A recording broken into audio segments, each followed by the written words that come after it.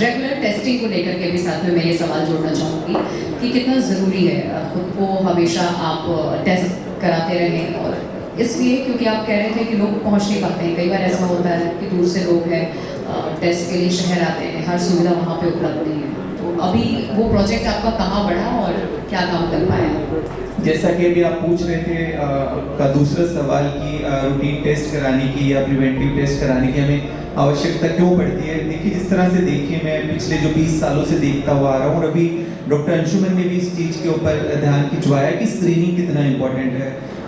Doctor Anshuman बात कर रहे थे कैंसर की। निश्चित तौर पे कैंसर तो इस तरह से, जैसे अगर हम पहले बात करते हैं कि कुछ एक दो रिपोर्ट आती थी कभी महीने के अंदर, ऐसा देखते थे कि इस पेशेंट को, इस पर्सन को कैंसर डिटेक्ट हो गया, पर अब तो ये बहुत ही आम हो गया। जैसे कि हम और चीज़ों की बात करते हैं, शुगर या और अन्य बीमारियों की, उसी तरह से कैंसर आजकल कभी कोई कुछ और टेस्ट कराने आता है और पता लगता है कि अच्छा इसको कैंसर, क्योंकि कैंसर ऐसा होता है कि उसके कोई लक्षण भी नहीं होते हैं। तो इस वजह से बहुत ज़्यादा ज़रूरी होता है कि यहाँ पे प्रिवेंटिव आप अपना जाँच कराते रहें। और स्पेशली अगर इंडिया की बात करूँ तो इंडिया, जैसे अभी डॉक्टर साहब बता रहे थे कि कैंसर की कैपिटल बनने वाली है, बट उस तरह से उससे पहले वो डायबिटीज़ की, हार्ट डिजीज़ की ऑलरेडी कैपिटल बन चुकी है। सबसे ज़्यादा केसेस यहाँ पर होते हैं। और सबसे ज़्यादा इसमें जो चिंता वाली बात वो है कि हमारा जो युवा वर्ग है, जो मतलब देश का बैकबोन है, युवा वर्ग के अंदर पहले हम इस एज ग्रुप में नहीं सुनते थे इस तरह की बीमारियां, अब हमारे युवा वर्ग को भी अफेक्ट करने लगे। और युवा वर्ग से भी पहले अगर मैं बात करूँ तो अभी थोड़े दिन पहले एक रिसर्च पढ़ रहा था जिसमें हमारे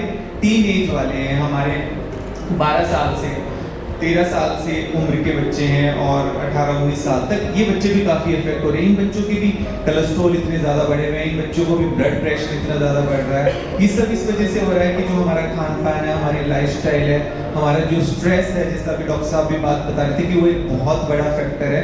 तो बहुत सारे फैक्टर है जो मॉडिफाइबल है, जिनको हम चेंज कर सकते हैं। तो निश्चित तौर पे जीवन शैली में बदलाव तो करना ही है, बट उसके साथ साथ बहुत सारी ऐसी चीज़ें होती है कि जिनके ऊपर हमारा कंट्रोल नहीं है।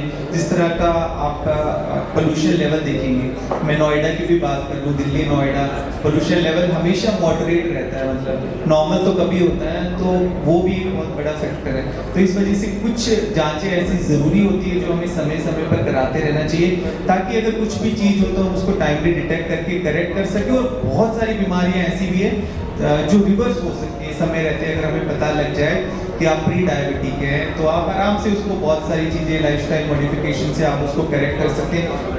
कैंसर में भी ऐसे बहुत सारे कैंसर है जिनको समय रहते अगर आप डिटेक्ट कर लें तो उसका बहुत अच्छे से इलाज संभव है। और इसके अलावा अगर हम बात करें भारत की भी, तो यहाँ पे अगर प्रिवेंशन को लेके सिर्फ 5% के करीब हम खर्च करते हैं, सिर्फ 5%। बाकी 95% से अधिक हम ट्रीटमेंट के ऊपर या जो बीमारी की कॉम्प्लिकेशन हो गई है उसके ऊपर खर्च करते हैं। तो निश्चित तौर पे थोड़ा सा ज़रूरी है कि हम प्रिवेंटिव हेल्थ की तरफ भी, बट यहाँ पर एक बहुत महत्वपूर्ण चीज़ आ जाती है कि कई बार हम ऐसे ही कुछ भी करा लेते हैं।